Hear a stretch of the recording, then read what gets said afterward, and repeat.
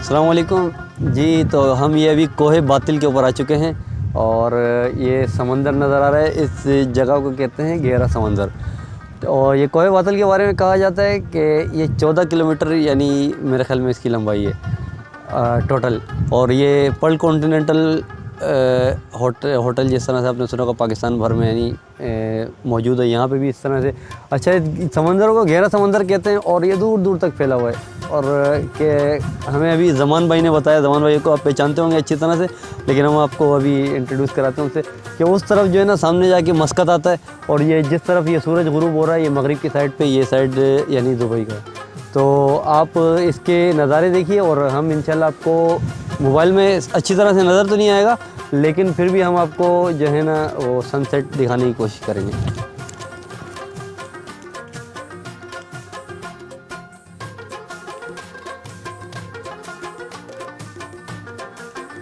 जी तो ये हमारे साथ ज़मान भाई हैं, कराची की जानी मानी शख्सियत, कराची की क्या पाकिस्तान की जानी मानी शख्सियत जो कि कराची से ताल्लुक़ रखते हैं। पाक बेट के ये अपना सरबराहों में से भी हैं, सही है। और ये अभी इस जगह के बारे में तफसीली तौर पे बताएंगे। जी नूरजमान, बहुत बहुत शुक्रिया। गवादर में इत्तेफाकी मुलाकात थी हमारी नूरजमान से। माशाल्लाह ख़बर हमें मिली थी कि ये निकले हैं टूर पे गवादर के, और हमें भी अपने पर्सनल काम से यहाँ आना पड़ा। तो बहरहाल बहुत खुशी हुई नूरजमान से यहाँ मिल के।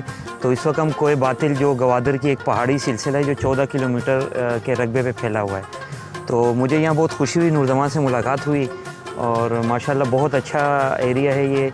और हमारी आर्मी जो है माशाल्लाह, ये अब अगर आपको दिखा देते हैं, ये पार्क बन रहा है यहाँ पे। और इसके अलावा भी मुख्तलिफ यहाँ पहाड़ी के ऊपर पीसी होटल है और भी मुख्तलिफ पार्क यहाँ पे बन रहे हैं। तो बस मैं तो ख़ुद बजाते ख़ुद पाक आर्मी का बहुत बड़ा शुक्रगुज़ार हूँ कि उन्होंने यहाँ पे बहुत अच्छे काम किए हैं, हमें सिक्योरिटी भी प्रोवाइड कर रहे हैं। और आपने देखा होगा आजकल सोशल मीडिया पे एक स्टेडियम की पिक्चर्स वायरल हुई हैं, तो वो स्टेडियम भी आर्मी ने बनाया था। अभी रिसेंटली अभी कुछ थोड़ी देर पहले उस पर एक मैच भी हुआ था पाकिस्तान आर्मी का और लोकल के साथ।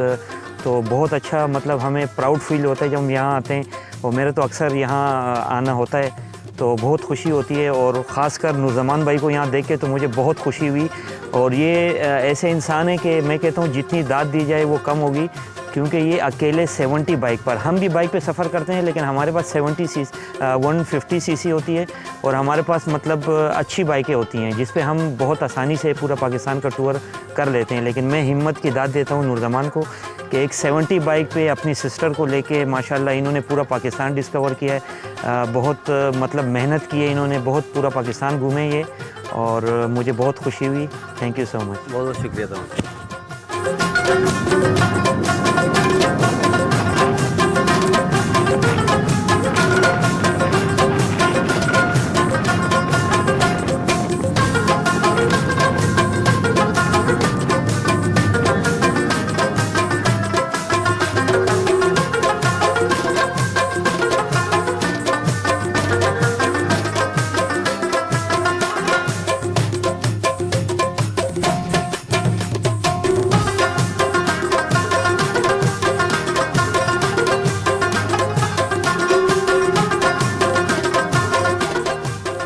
जी हम अभी मौजूद है सनसेट पार्क में। ऐसे पार्क को सनसेट पार्क इस वजह से कहा जाता है, यहाँ से सनसेट बहुत ही प्यारा नज़र आता है।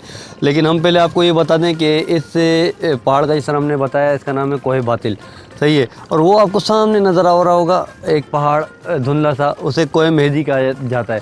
वो जो भी बाहर से कोई यानी लॉन्च वगैरह आती है तो उसे वो पहाड़ नज़र आता है, ये छोटा है, ये नज़र नहीं आता। तो वो उस पहाड़ से अंदाज़ा लग जाता है कि भाई ये गवादर करीब आ रहा है। और ये लोकल बोट्स हैं, आप करीब से देख सकते हैं, ये चल रही हैं यहाँ पे। और ये समंदर का खूबसूरत नज़ारा। बाकी हम आपको सनसेट की तरफ ले चलते हैं। तो ये हम कोहे बातिल के एक किनारे पर मौजूद सनसेट व्यू पार्क के अंदर मौजूद हैं। इसे सनसेट व्यू पार्क क्यों कहा जाता है, ये आपको बहुत अच्छी तरह से नज़र आ रहा होगा कि यहाँ से सूरज गुरूब होते हुए बिल्कुल साफ दिखाई देता है। तो हम आपको सूरज गुरूब होते हुए भी दिखाते हैं और साथ साथ आपको गवादर की हिस्ट्री के बारे में भी बताते चले। इस जगह का नाम गवादर क्यों पड़ा, इस बारे में दो मुख्तलिफ बातें सामने आई हैं, लेकिन जो चीज़ कॉमन है वो ये है कि ये बलूची ज़बान के दो अल्फाज से मिलकर बने हैं। पहला लफ्ज़ है गवात यानी खुला हुआ, और दूसरा दरवाज़ा।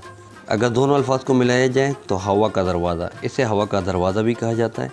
और दूसरी चीज़ ये है कि अगर दूसरी मालूमात के बारे में जाएं तो इसका पहला लफ्ज़ है गवात यानी खुला हुआ, और दूसरा है दिर यानी चीरा हुआ, यानी हवा ने इसको चीरा हुआ है।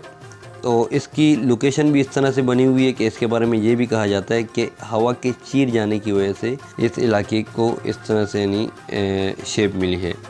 लेकिन खैर बहरहाल जो भी है, गवात दोनों में आता है, सही है, दिर और दर का फ़र्क है। अच्छा, लेकिन जो कि बिगड़ के गवात से गवादर बन गया है, अब इसको गवादर के नाम से पहचाना जाता है।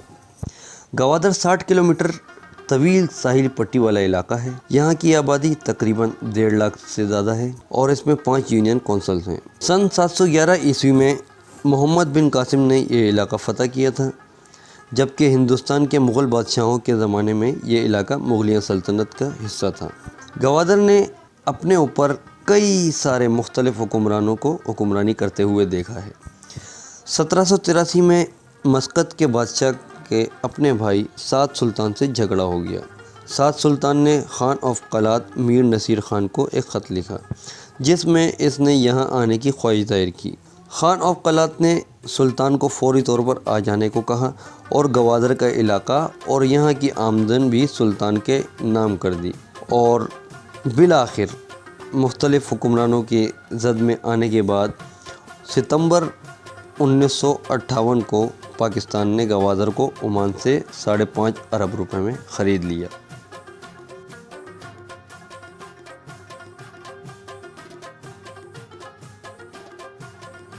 तो ये था हमारा सनसेट, और ये सनसेट पार्क, और ये भी आर्मी ने तामीर करवाया है। और इसमें जो है घास नहीं है, ये ट्रफ लगाई हुई है, यानी मसनूई घास है। तो बहुत ही प्यारा मंज़र, बहुत प्यारी प्यारी हवा लग रही है, हर तरफ समंदर ही समंदर नज़र आया है। एक किनारे पे हम खड़े हुए हैं, और बस यही था हमारा आज का एपिसोड। तो हम ये कहेंगे आपसे कि अपना बहुत सारा ख्याल रखिएगा और हमें दुआ में याद रखिएगा।